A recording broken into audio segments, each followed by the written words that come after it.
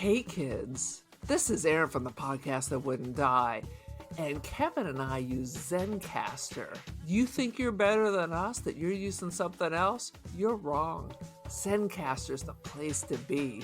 Who are you to deny it? It's now super easy to record a podcast with Zencastr. Log in using your browser and start recording a high-quality podcast right away. Record studio-quality sound and up to 4K video with your guests. Go to zencastr.com/pricing and use our code DIEHARD and you'll get 30% off your first month of any Zencastr paid plan. We want you to have the same experiences we do for all our podcasting and content needs. It's time for you to share your story. Only a fool would give up a chance for a 30% discount.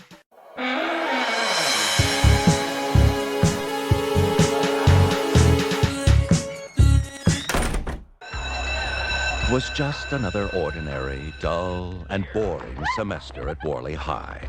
Attention, faculty and students. This is Mr. Dante, your principal. The classrooms were in disorder. As of today, you're suspended. Relationships were impossible. Not until your grades improve. And the teachers were insane. But this year was going to be different. Someone was going to teach a lesson no one would forget, ever. Welcome to the latest episode of the podcast that wouldn't die. I'm your host, Kevin. With me, as always, is Aaron. Ta-ta. This week, That's how you talk when you wear the furs. TTFN. That's what you're saying? TTFN. The podcast. Each week, we discuss guilty pleasures, forgotten classics of the horror and sci-fi genres with a comedic twist. Aaron, do we even talk about what the movie is? I think I skipped right over that. You distracted me with your scroll. We're discussing the horror classic, Cutting Class with Brad Pitt, Roddy McDowall, Martin Mull, and a bunch of people who are vaguely familiar. How about that? That's right. We were discussing my fur that my beloved aunt gave to me. When my brother assumed it was real. Tis not. It's made by small children in China. But I was regaling him with tales of when I was in college, and back when you could go to the thrift store and for like $15 you could buy one of those like fox stoles where it's like, you know, a fox, they've taken everything and the bones out and you just throw it around your neck like a scarf. And then mine had like little button eyes and it had like a little mouth so it would clamp onto itself. But it said I would just wear it across and then we would put a cigarette in its mouth and I would put little glasses on it. And then people try to hassle me for wearing fur and I'd be like, baby, if this was running in the wild, it would have died 50 years ago. I'm actually doing it a service and I'm recycling it. I'm extending its life. You want me to put it in the landfill? No. I don't know where it is. I do know one time, one of the last times I wore it, I flung it around my neck and one of the legs fell off and shot across the bar. Oh, so God. I knew it was probably ending its life cycle. This is getting worse and worse. No, honestly, it's like, look, I eat meat. I wear leather. I mean, whatever you want to do. But the idea of wearing a fox or some other creature where it still has its face looking at you, its skin and its old, like, desiccated paws reaching across like an old mummy, is horrifying. It's a nightmare from which I cannot awake. It is weird to wear dead things. I mean, I don't want taxidermy in my house. I think that gives me the chilly willies. 100%. You're like Norman Bates. You start having all the scary taxidermy. Ed Gein. It's 100%. Except I'm the Ed Gein of like, but I'm tracking down and killing foxes in the neighborhood. That's how it starts. Ask Jeffrey Dahmer. That's how it starts. I don't know. Should we assume fox tastes like dog? And then what does dog taste like? Like chicken? Is a fox? They're eating the cats. They're eating the dogs. Are they eating the foxes? Too soon. Too soon. Are foxes more closely related to dogs or to cats? Yeah, there is that thing. I don't know. Is it in the I don't know what middle? the answer is. I'm not Because a dogs taste fox. Scientologist. Oh, here it comes. Sweet Jesus. Sweet Jesus. So what? So other than your stole, anything else you want to share with our poor audience? I had a brief brush with power. Our my boss was in training for 3 days, so I got to go sit in her office, where I then started cranking my music, put it in, taking the lead on things. So I was crazy with power, but she'll be back, so I'm back in my little hovel hole. Does it corrupt? No one tried to bribe me, although someone gave me sushi today. Well, I don't know how I feel about that. Right, It's a it's gift. dirty Do I have to declare that on my taxes? You should. You should, morally and ethically. No question. Sweet. When I'm in charge, I'm all just shooting from the hip. I'm like, don't quote me on this, but if it was me, this is what I would do. Right. That's my Planting advice the to seeds. parents. 100%. 100%. I do not recall that phone call. Oh, sweet Jesus. Okay, why don't you give us your 30-second synopsis of Cutting Class, if you will? Dude, I saw it like a week ago. I've been trying to like push it out of my freaking brain. It is such a terrible, terrible movie and a terrible use of Martin Mull. God, R.I.P. Martin, R.I.P. 100%. So, Cutting Class is about like a bunch of punky kids that are about 30. It's shot on video like a soap opera or low budget porn. Not shot on video. Okay, I don't know what filter you put on film to make it look like video, but it was right up there. It looked direct to video, but shockingly played at a theater. Anyway, school starts and one of their friends has been released from the insane asylum for killing his dad. So what do you do when there's a homicidal maniac bebopping around? Well, you want to F with him, of course. Let's see if we can trigger something. I'm never sure what the goal is this. They're either going to kill you or kill themselves. Which way are we trying to push this? No es bueno. So there's a couple of red herrings. Frickin' Brad Pitt still looks like he would taste like an ashtray with enough stink to make your eyes sweat. Still a darling of the show. It's not him. It's who you think it is. The end. Spoiler alert. So, had you...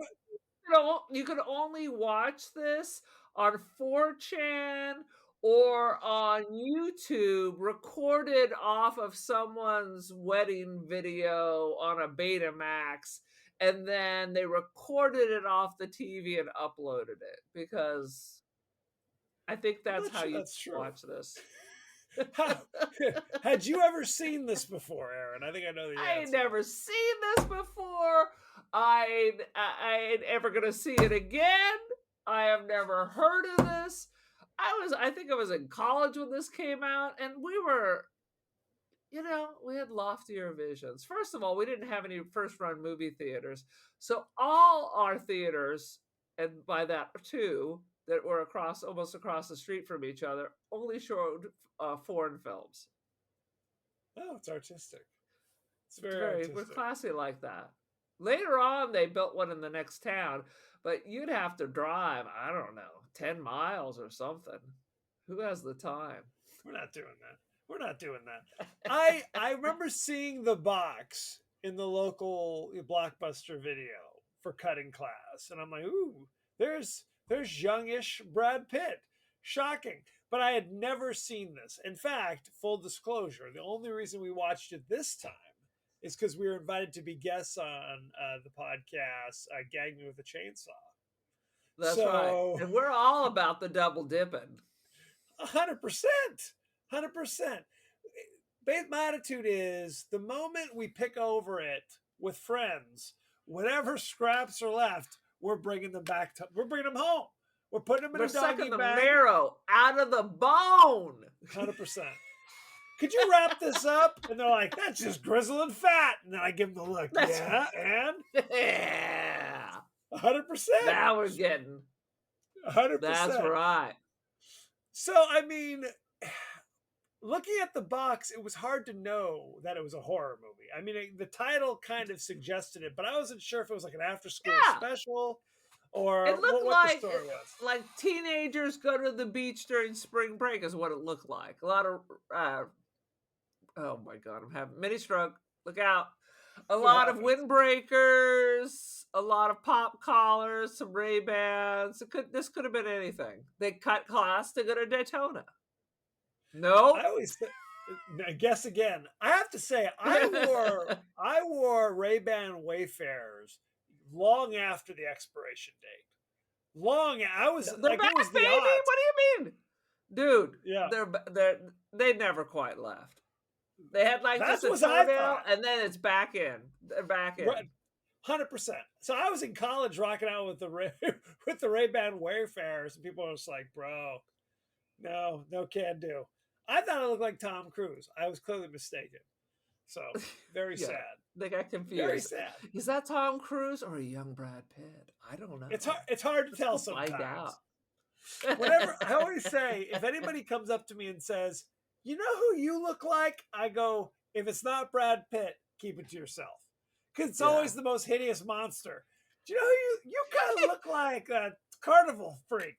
I'm like, oh, okay, thanks. Thanks for volunteering. Are you related to Abe Vigoda? 100%. 100%. It's a sad situation. Why don't we jump right in to the highlights? Which I think I told you, I took 0 notes. 0 notes. I have a page and a half, but highlights seems like a really strong phrase. 100%.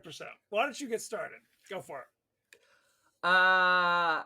Martin Mull, the dad, warns his daughter not to cut class because he's going into the wild to hunt the elusive mallard duck and has to go to the bait man to ask where we find the wild mallard duck.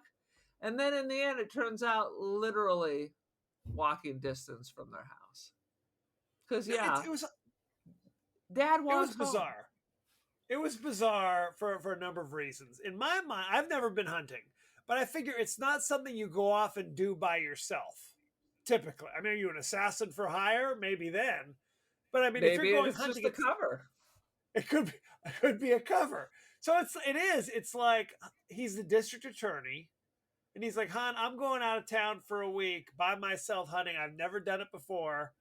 And I'm going to figure it out." And he's promptly killed, or so we think, with an arrow to the heart. 5 minutes into this movie.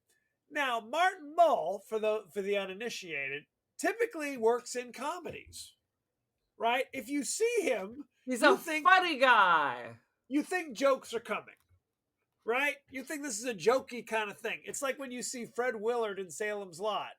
You think, oh, are jokes coming? No, they're not. When you see him in his satin underwear and nothing else, jokes are coming. He was a surprising... Fred Willard, we'll talk about this more on the Salem's Lot episode.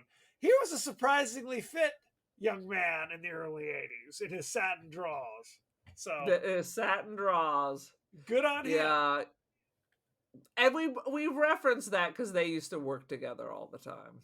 They were on a show called Fernwood Tonight in the late 70s. Which later became America Tonight, but they're just so funny. They're just so funny. They're funny guys, for goodness sake. So this leading off with this, you think we're in for a comedy. When you see Martin Mull in the credits, you're like, oh, I remember Martin seeing him Mull was Mr. in Mom. Roseanne. He was in a bunch of stuff. He was Yeah. Again, he wasn't in Clean and Sober with Michael Keaton. He wasn't Right? in Leaving Las Vegas. He was not in Leaving Las Vegas. Barfly. No, Barfly. He was definitely not in Barfly. That is true.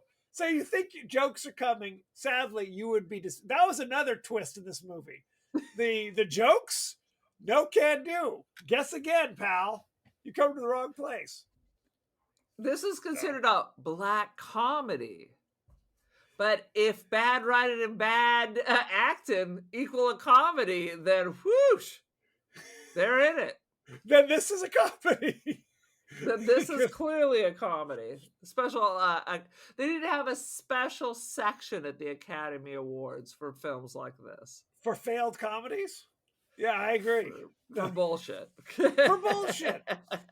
So you talked about this in your 30-second synopsis.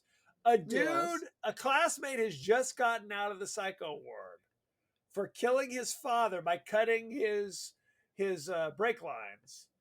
And we're supposed to think he was best buddies with Brad Pitt back in the day and was Right. always carrying a torch for the main female lady. I think her name is Jill Sholin was the main actress.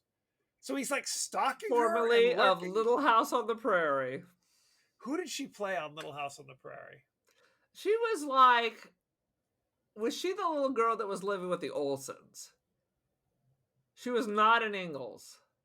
This is late model Little House, is what you're Yeah, saying. no. This is like when they start pulling out Dogs and Cousin Oliver's. This is late day Little House. When they Like introduce they're in a big Almanzo. house. When Yeah. it's Almanzo Wilder is now on the scene. And and Laura is now in the mood for marriage. When we're in the 80s, Little House, it's a whole different kettle of fish. Let me just say. Do you know Jason Bateman was on Little House on the Prairie as well before Silver Spoons? Everybody. Every goddamn person. Anyway, that's neither here nor there. So there's kind of a bizarro love triangle, I think, that we're Yes. supposed to think. Although not really a triangle, because it's just Psycho is into Brad Pitt's girlfriend, essentially, right? Psycho's into Brad Pitt's girlfriend, and yet he appears to be living at the school. So it is a little confusing. I mean, he's high school age, theoretically. So he has been released from the psych ward after years of daily shock treatment, they say. And that they just cut him loose? Is this Reaganomics at work where you're just like, hey, you're a 16-year-old quasi-reformed psychopath. I guess we're just booting you to the curb. Go live, go be a squatter at your old house. Is that how we're doing this?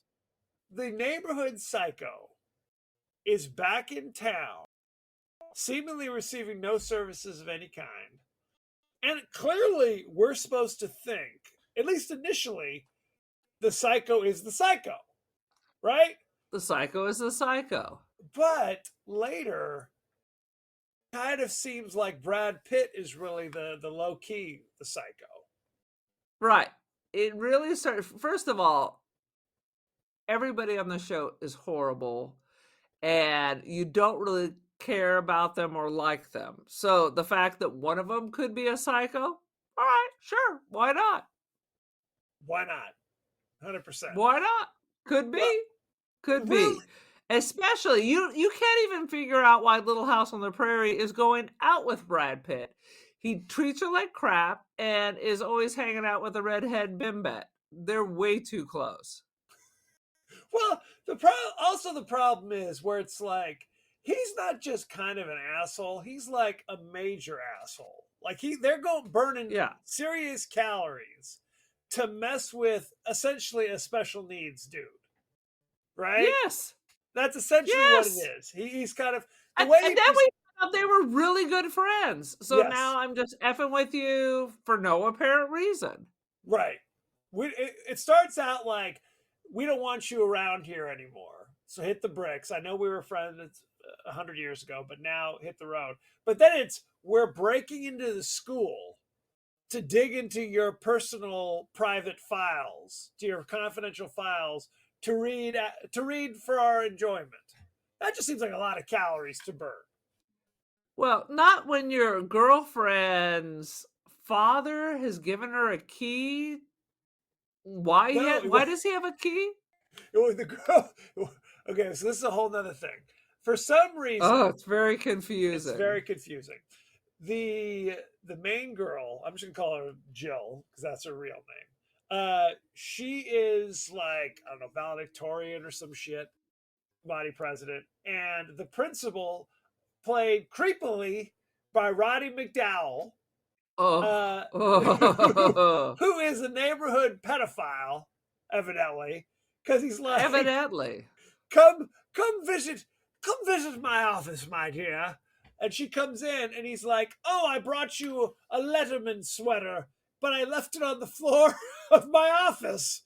Please pick it up. And you bend straight, knees locked, so you can full on give me an underwear shot. Because for some reason your skirt is way too goddamn short. Oh my God, it was so cringy. Like, she's bending over, you see her white underwear, and he's like down staring at it. It is so creepy. And it makes no sense because clearly Roddy McDowell has zero interest in her white chonies. I love Roddy McDowell, love him, but clearly a gay man.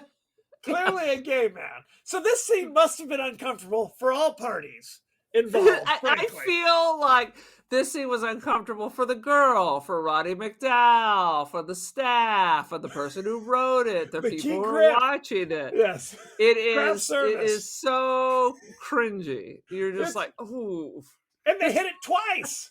So it's like she bends over once, he looks at it, zoom in on her butt, and then she does it again. I don't know why she was bending over a second time. He's like, ooh. And did you notice? Oh my God. On the inside of his office door, seemingly there was like a basket hanging from his office door with just booze in the inside hanging from. Oh my God, I totally missed that. Well, it was the 80s. It was a different time at schools. This isn't Mad Men, where it's like, hey, pull yourself a scotch. Let's talk about the latest proposal. He's an educator. Even in the 80s, this wouldn't have flown. I mean, it's not like The Simpsons, where all the teachers are in the lounge smoking cigarettes and pouring whiskey into their coffee. Well, look, truth be told, there was always that one teacher. Even as educators now, we're like, I'm pretty sure he's got something other than coffee in that jug. Yikes.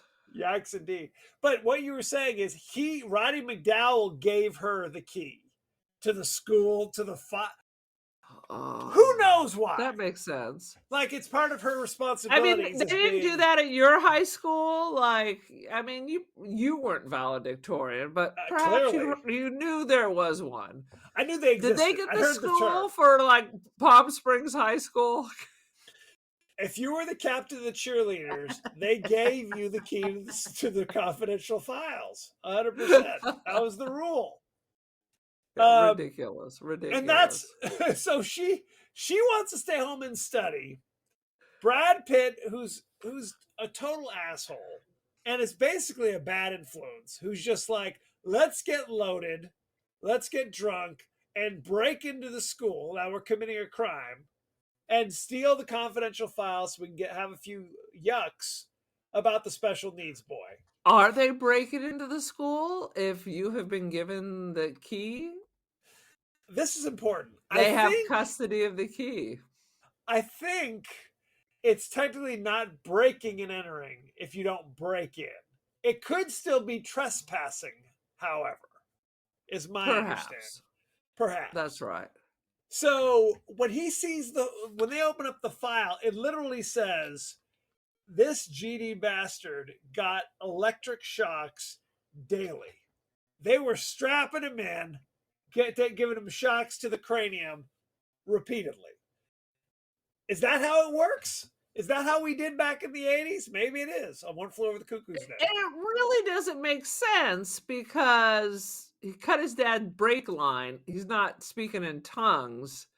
And as is revealed, he didn't really cut his dad's brake line.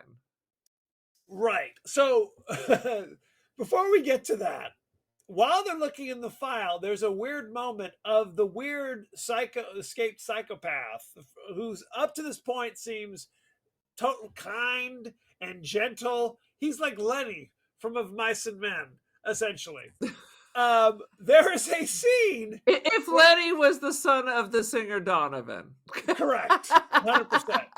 But there's a scene where they're all laughing at the files, and then you see like the water cooler against the wall, and he's behind the goddamn water cooler. Somehow he also, like, is he a ghost? Is he a phantom that has drifted in through? I'll tell you what he is. He's Please. a breaker and enterer. Yes. He does Correct. not have the key. Correct. So at this point, through the course of the movie, you suspect Psycho as being the psycho. Brad Pitt eventually starts acting kind of suspicious. Like there's a scene where Psycho and Brad Pitt are underneath the car because Psycho had kind of said like, well, somebody taught me how to cut the brake lines. I'm not going to say who, you know. And then there's the conversation where it's just like, well, So they were shocking him until he confessed who his accomplice was. Yeah, it's like the Spanish Inquisition. Tell me now. That's how they did thumb screws. But at that point, Okay, so he did cut the brake lines of his dad's car, but Brad Pitt showed him how. Unclear. Okay. That on one hand, it seems like that's the case, but under the car, it seems to suggest that Brad Pitt may have been the one who cut the brake lines. So now, Right. if you're kind of a sleuth like we are, we start thinking, maybe it's all a fake. Like they serve us up the psycho on a silver platter saying, here's the killer, but really, it's Brad Pitt. Brad Pitt is the psycho. I mean, right? They can do all this fake out. Like Brad Pitt has some varsity ring. Over and over, they have to show us that Brad Pitt has this ring. He like traded his ring for the keys to the school. And then there's this big, so you were sure to realize that Brad Pitt had a key. But then somebody gets killed while they're getting their face Xerox, and you see a ring there. Correct. So it's another reason to suspect old Brad. Right. And then there was some kind of Vietnam vet janitor staggering around.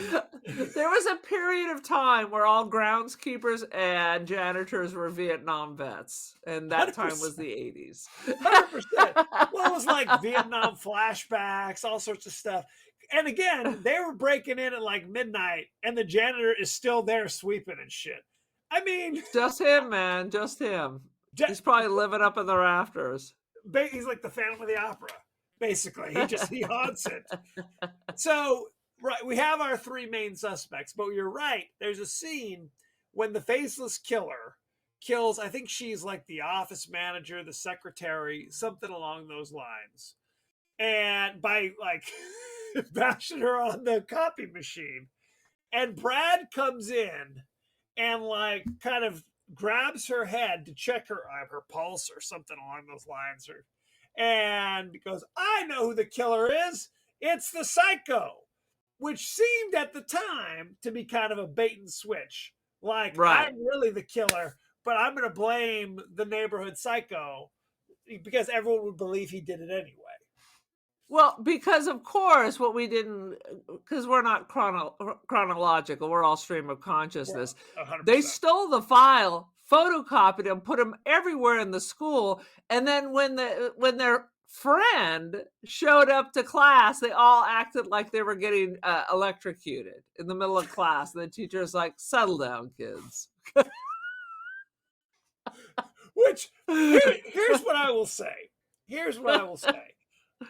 Generally, the bullies who are really working overtime like they're getting in their car, they're driving somewhere, they're getting supplies to bully you are very rare. It's typically like crimes of opportunity, right? Spontaneous bullying. 100%. Not premeditated bullying. Right. It's like, I'm going to call you a name. Maybe I'll push you, right? Knock something out of your hands. I'm not like, there isn't like a bulletin board for like my step-by-step plan to bully you, typically. It's not like Carrie, where we have this elaborate schemes and stuff. Although the Brad Pitt character did remind me of John Travolta from Carrie. Yes.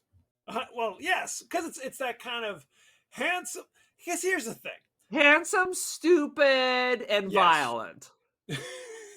Yes, yes.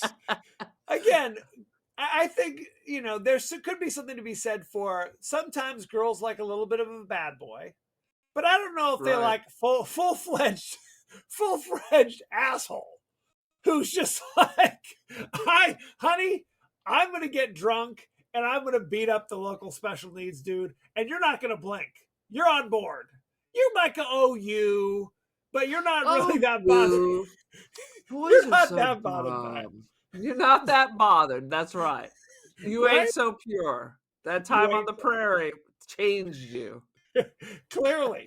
And we haven't even talked. We talked briefly about the redheaded cheerleader friend who, during the basketball game, she's like, "Basketball team sucks." Oh, we didn't talk about Brad Pitt is the basketball star. What is he? 5'9"?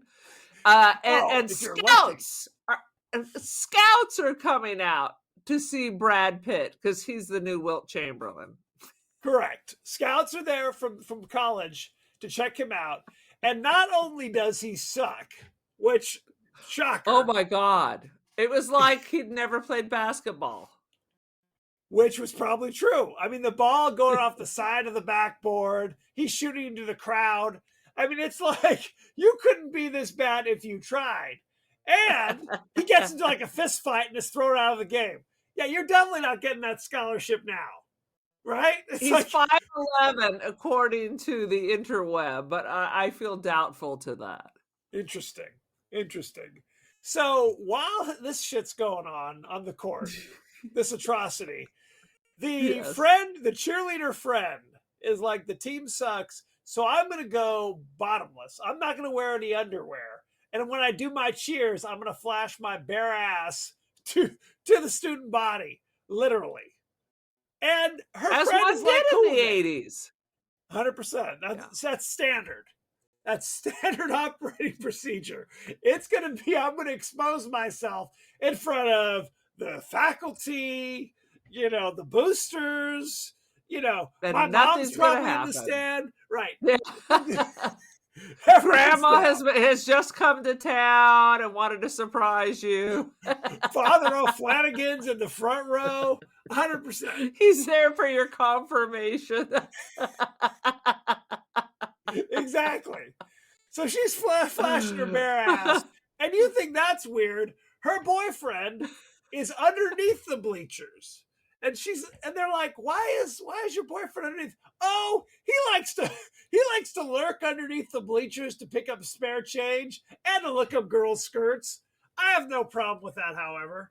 He's down with it. See, there's someone for everyone. There's someone for everyone. You want to date you want to be a panty sniffer? There's someone for you.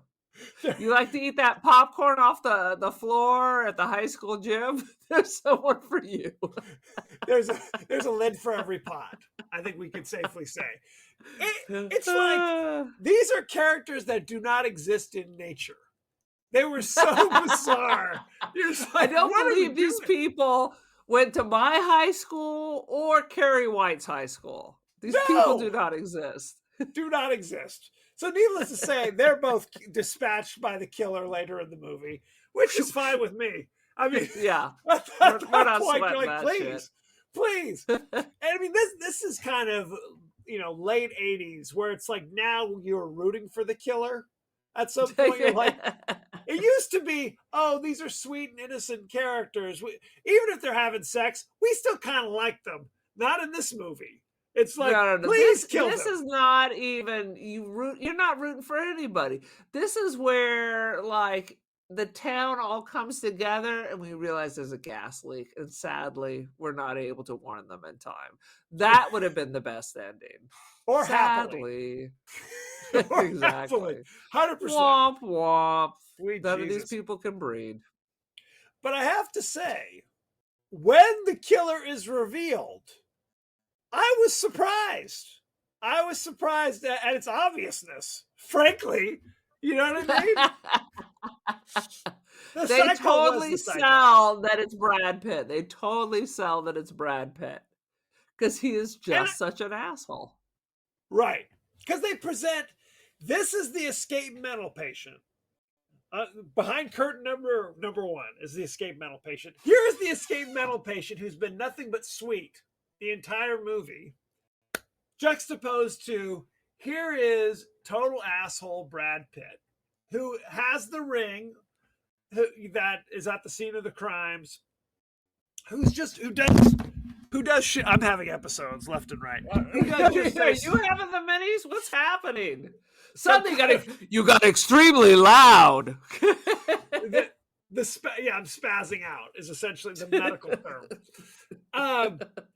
Sweet Jesus. So, asshole psycho, I think it's kind of the asshole at the end of the day. And then it's not. It's the psycho all along. He comes in with a hatchet and takes out the math teacher. I was surprised. What say you? I was surprised. Also, I was surprised that the math teacher couldn't do the math problem. I mean, I couldn't do the math problem, but I was really surprised that the math teacher. That was all. This is clearly a film made by men who didn't do well in high school, so they have all this resentment. 100%. Even the math teacher doesn't know. Which was I so told you when I stupid. became a teacher, my friend Cian said, "Oh, so you're part of the problem now." Educating children. I'm like, That's the problem. you're right. I'm the man. I'm the man now. Who's the man? I'm the man. You're capital THE. Right. 100%. Now, so he's revealed as the killer and he's chasing her around. And now he's chasing around Brad Pitt as well and is about to kill him. And frankly, that scene seemed to last for about 45 minutes. Just the Well, they didn't have a car chase, so they had to have something. right. And it's just like, now we don't want you to kill Brad Pitt? I'm kind of on the fence here because he's been Everyone needs to die. Everyone. Because again, the main girl is kind of a cold fish, just kind of like whatever. I don't really care about her. Oh God, the acting was so stiff. Brad Pitt has established himself as being a total prick. Grade A choice, select. As prick. we all secretly thought he would be anyway. All along, right? 100%. And the sweet psycho is now not so sweet, and he's got an axe, and he's chasing, and he's murdering people. So that's right. I don't know. So the lesson is, boys be bad. That's right. No matter the end. No matter Put a who pin in wins. that. No matter who wins, You we all lose. lose. Right. We all lose. Society loses. I just have this weird comment back to Please. when we were in the principal's office. Yes. Did you notice that they had like one of those sparklets water things in the principal's office? Did you notice that it was cloudy as F with all kinds of particles just floating around? There was like amoeba. There was flesh-eating bacteria. They got some of that monkeypox. It was all like a murky stew. That's just hard water. That's all that. That's calcium. That's good for you. That's good minerals. 100%. Do you have any other thoughts and feelings, or can we move on with this debacle? Oh my God. Did you notice that the principal had some random picture of Queen Elizabeth's father? Just that was the picture she had on her desk? I did not notice that. Instead of like a family member, it was Queen Elizabeth's father. I can't remember. What was he? King George the Fifth, or Yeah, was. something. Yeah, the one they did I the don't- movie about.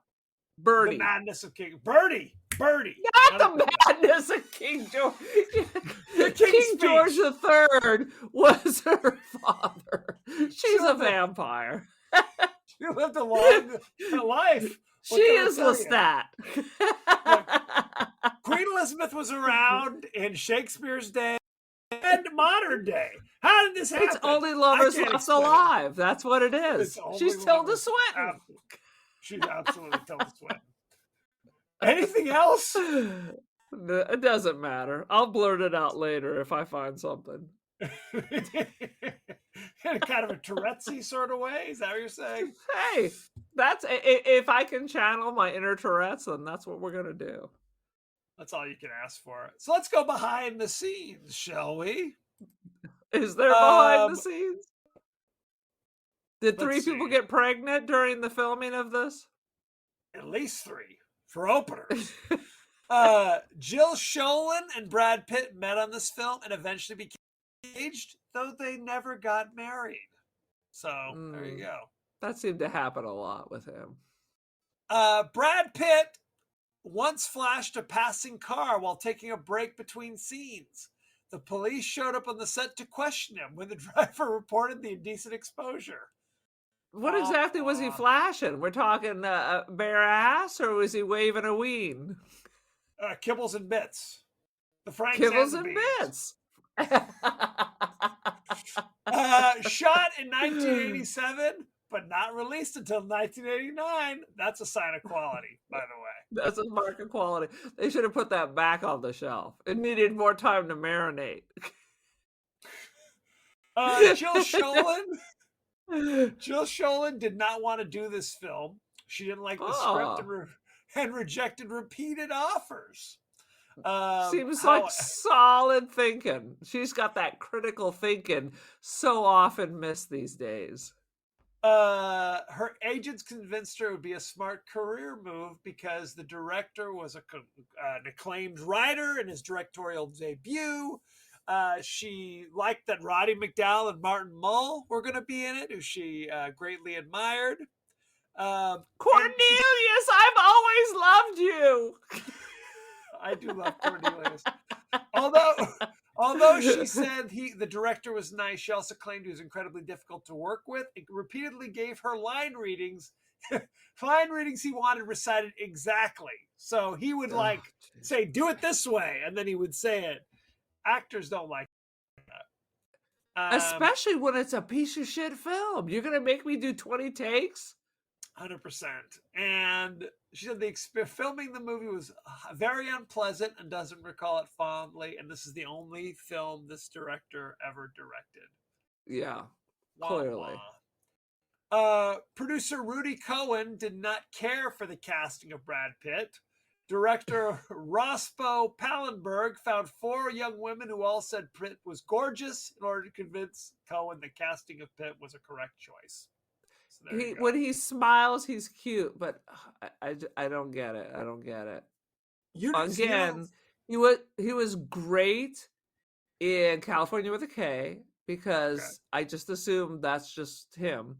And then he was amazing in Once Upon a Time in Hollywood.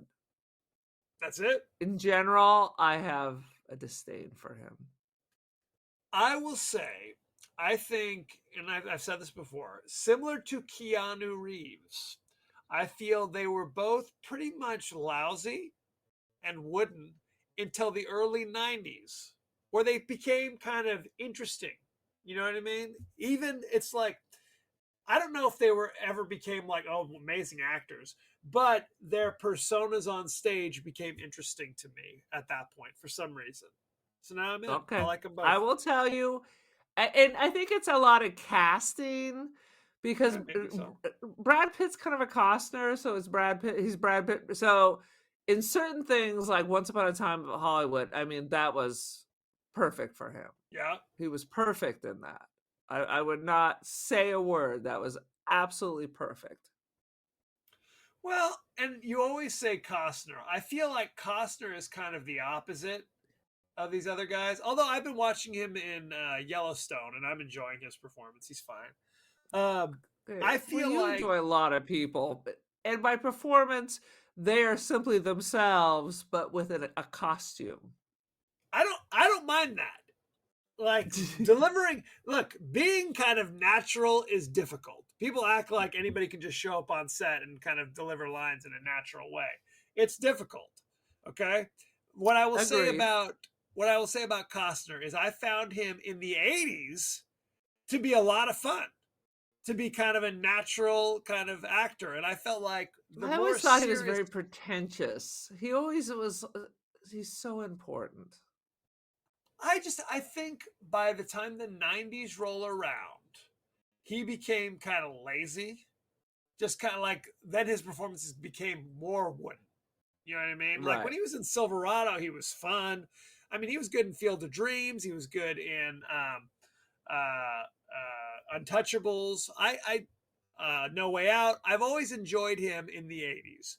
90s, I found I enjoyed him a lot less. Although he's fine now. Who's to say? Anyway, I love it. He's fine. he's fine. He gets the job done. Conversely to Jill Schoelen, Donovan Leitch Jr., who played the psycho, Brian, was eager to appear in the directorial debut of Rospo Pallenberg, who was well known for his creative contributions to Deliverance and having written the screenplay for Excalibur, which was Leitch's favorite film. Well, of course, everybody loved Excalibur back in the day, but what part did he contribute to Deliverance? You got a pretty mouth, boy. Yeah. Was that the line?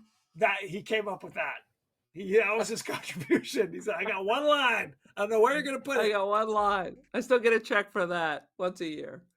Leitch remembers there being a lot of figuring things out on the fly, and said Pallenberg allowed him ample freedom to try different things with his character. So I don't know if that's good or bad. Yeah, so clearly, since he never directed again, we're going to go with not bad. so good. Bad. Let's talk about the cast and crew, shall we? Let's go. Rospo Pallenberg was the of Cutting Class. His name is Ross Poe, not Roscoe. No, Ross Poe. ROSPOE. No E. There you go. Anyway, what country is he from? He's English. I didn't name him. Okay. Go ahead. He wrote Excalibur. He wrote The Emerald Forest in 1985. Uncredited writer on Exorcist 2, The Heretic. That should have been a clue, I think, if we're being honest. I mean, Excalibur was a thing, man. That was huge. Yep. He's as old as our mommy. Was that a thing? No. Let's look at the cast. Followed by Druids, Heretic 2, or Exorcist 2, Heretic. And then it just goes right down the crap hole. Right down the tubaroo. Donovan Leitch Jr., I don't know if it's Leitch or Leitch. No, I looked it up. It's like Leitch. It's Leitch. Leitch, Donovan Leitch Jr. You know him from such things as The Blob, where you think he's like going to be the main dude and he gets killed by the Blob 10 minutes in. Spoiler alert. He was in Glory in 1989. I never saw Cutting that. Class, also 1989. I Shot Andy Warhol, 1996. I did see that. Famously the son of the 50s kind of heartthrob Donovan. 60s hippie folk singer Donovan. No, he sang Runaway. Yellow. Right? Did he sing Runaway? No. Run away. That's not that Donovan. No. How many goddamn Donovans are there? Anyway. No, he's the one who is like dun, dun, dun, dun, dun, dun, dun, na na na na na na na. Okay, na, fair enough. Sunshine Superman. Know it well. Now you got me thinking, who's saying Runaway? That's Dion. God damn it! All the same thing to me. Jill Schoelen played Paula Carson, who was the ostensibly the protagonist in this. She was in Stepfather in 1987, which we have not. Which done. I still have never seen. We should do it. And they made a sequel, Stepfather 2. Still. Stepfather 9, The Reckoning. She was in Cutting Class, 1989. Yes. Babes in Toyland, the TV movie in 1986. Oh, not Phantom the of one the with Opera. No. Which Phantom of the on Broadway? 1989. No, with this was with Robert England as the titular Phantom. Oh, Freddie. There we Freddie. go.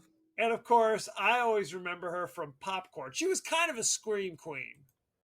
Because she did a handful of horror movies in like the mid to late 80s. Unfamiliar with Popcorn. Except for the song. It's a thing. Brad Pitt, White Ingalls. Ingalls! It all comes back. Ingalls! It all circles back around. 100%. He's known for Fight Club, Mr. and Mrs. Smith, Moneyball. Dude, you know I love me Fight Club. Yeah! Like, we love all those movies. I always laugh at the movies that IMDb chooses on their top. Like, these are the 4? Really? Interesting. I do enjoy Brad Pitt. I always say probably from 99 on, I pretty much enjoy him. I enjoy him in those Ocean's 11 movies, honestly. I've never seen one. They all sounded He's terrible. fun in them. The first one is fun. Goes off the rails from there. Roddy McDowell plays Mr. Dante, the principal. Dante. Him from Fright Night in 1985, one of my favorites. Yes. That Was My Valley in 1941. He played Octavian in 1963's Cleopatra. Who did he play in Caligula? That's what I want to know. I'm not looking that I don't up. think he was in that. I do remember him as Octavian, though. I do love Cleopatra. And he was Caesar in Conquest, Planet of the Apes. Every Planet of the Apes movie except Beneath. He was busy doing some other shit, so they recast him for that one movie. So there you go. I thought he was Cornelius. So he was Cornelius in the first 2 out of the first 3, and then Cornelius is killed, and then his son Caesar comes back and is the star in the other movies after that. So there you go. Got you. Martin Mull played William Carson III. He's not dead at the beginning of the movie. He's constantly staggering around as if that's comedy, and eventually finds his way back home. He's shot in the heart and is laying in some shrubs for days until the science teacher steps on him because he doesn't see that there's a man. And suddenly that resuscitates him like some kind of zombie. 100%. You know Martin, he played Colonel Mustard in Clue in 1985. Oh my God, that's a way back machine. That's a good one. He was in Jingle All the Way in 1996. Mr. Mom in 1983 with Michael Keaton and Terry Garr. I do love that movie. That's a good one. And Killers in 2010. I think it's an Ashton Kutcher joint, perhaps. So that's it.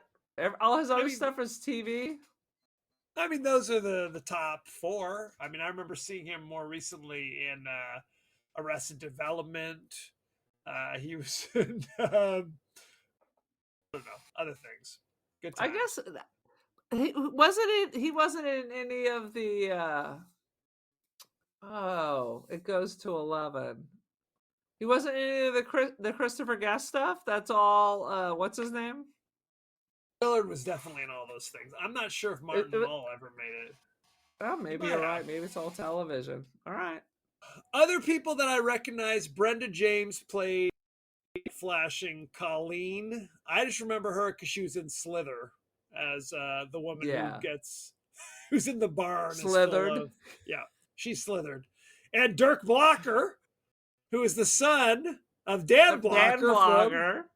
You've got a right to pick a little fight bonanza. Dirk Blocker more recently is on Brooklyn Nine-Nine, which is a Never comedy saw it. show. He's Sounds great in that. terrible. I'm not going to discuss anybody else in the cast. Let's talk about. I looked up the principal, and she's been in 1,000 films, like proper films. First, I of don't all, remember any of them or her name, but I looked it up. Roddy McDowall's the principal. I So do mean, you who's the other secretary? lady? Was she the secretary? All right. Miss Connacht? Is that who you're talking about? Yeah. Nancy Fish played Mrs. Connacht. Oh, her from such things as The Mask, Exorcist 3, which is an underrated movie. We should check that out sometime. Sudden Impact with Clint Eastwood, Sleeping with the Enemy as Woman on the Bus. You know her, don't you? Woman on the bus. Dude, that would be great. I want It's good stuff. to win the lottery, and then I want to build an acting resume where I'm victim 2, sleeping woman on the bus, junkie in the alley, just random shit like that. Not just woman on the bus, but sleeping woman on the bus. That's important. That's right. Yes.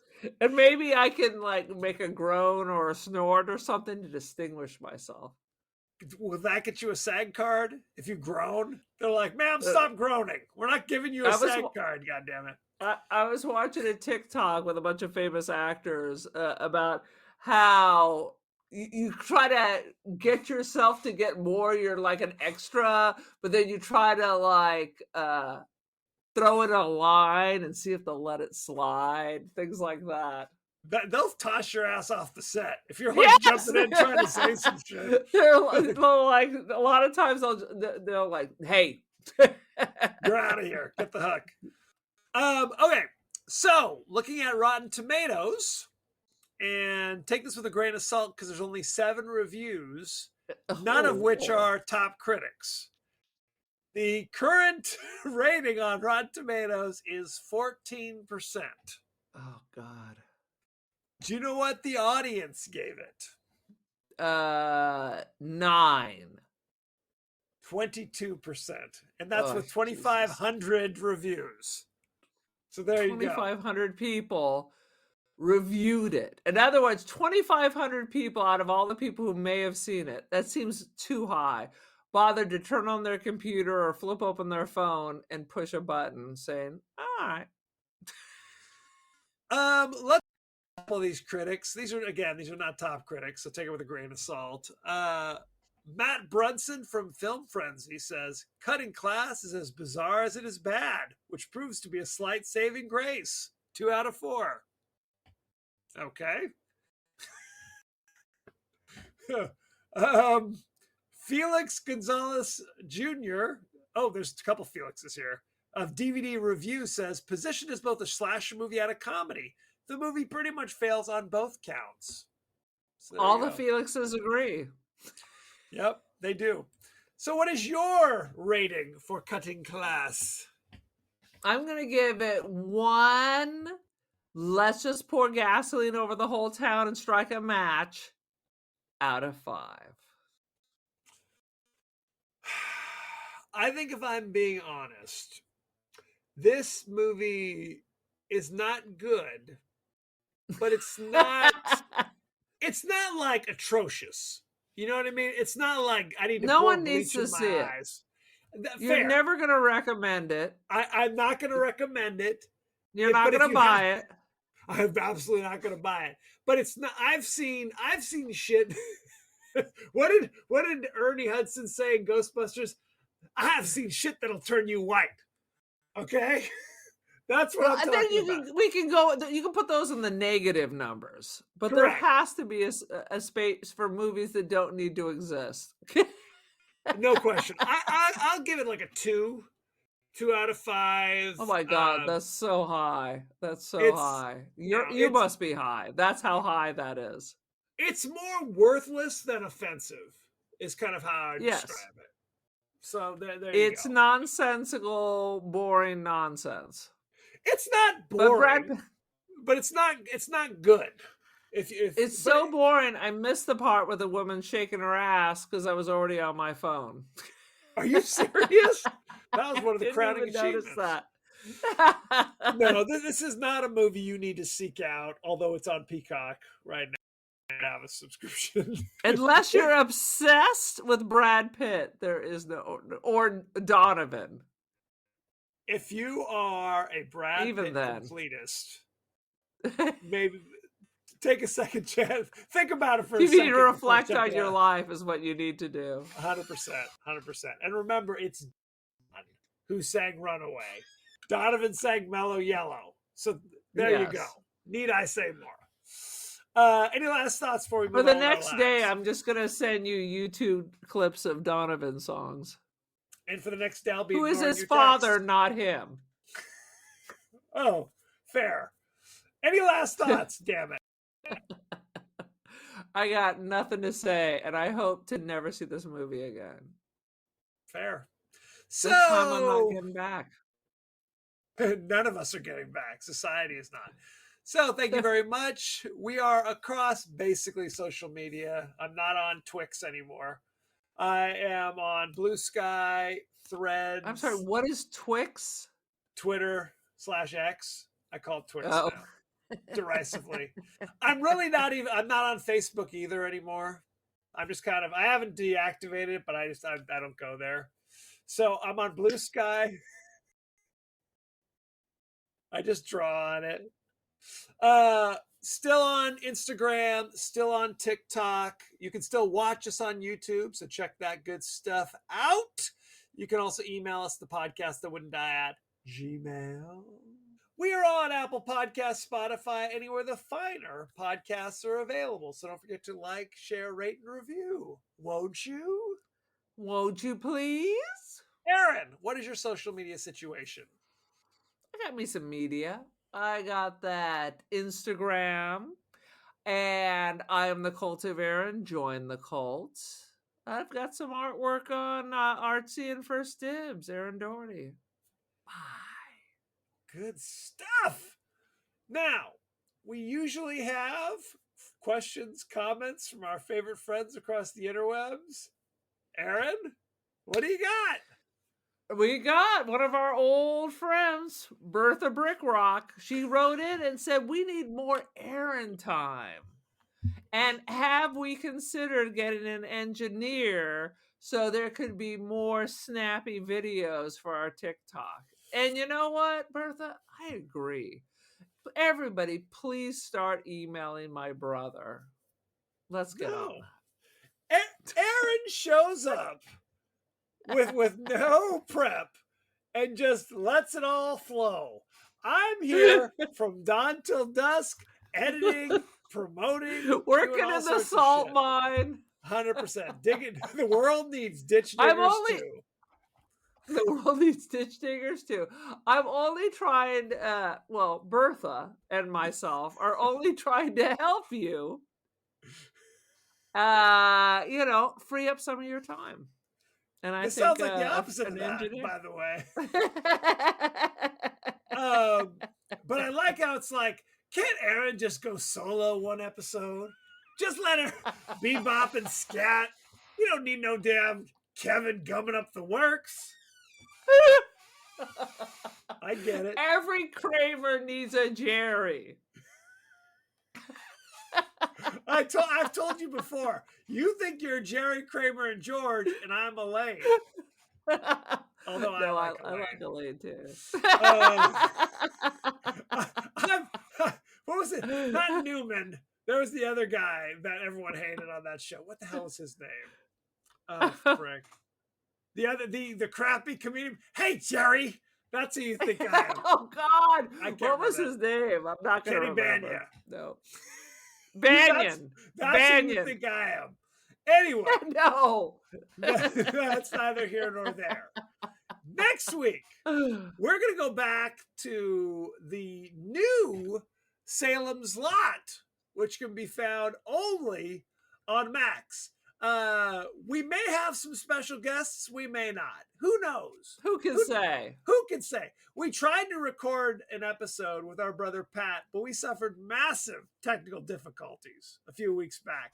Also, our brother Pat's never listened to our podcast and didn't realize it was a comedy. I wasn't going And to throw then P. the Dorn internet under the broke bus. 20 times. I wasn't going to toss him under the bus. Aaron clearly has no problems doing such. So we Toss shall see. away. Toss away. Bada bing, bada boom. So we shall see who joins us next week. Maybe somebody, maybe nothing. So watch it on Maybe Max. Agatha Brickrock. We don't know. I thought it was Bertha Brickrock. Think of your I Jeannie can't Vine. keep track of my lies. The Brickrock sisters. Anywho, we might have to rewatch it. I mean, it's been like 2 months since we watched Oh my Salem's Lot. God. So we Please, shall Lord. Please, Lord, don't make me watch it again. see. We shall see. So send us your favorite scenes, favorite quotes, comments, and questions, and we may talk about it on the show. So thank you very much, and be well. Be well.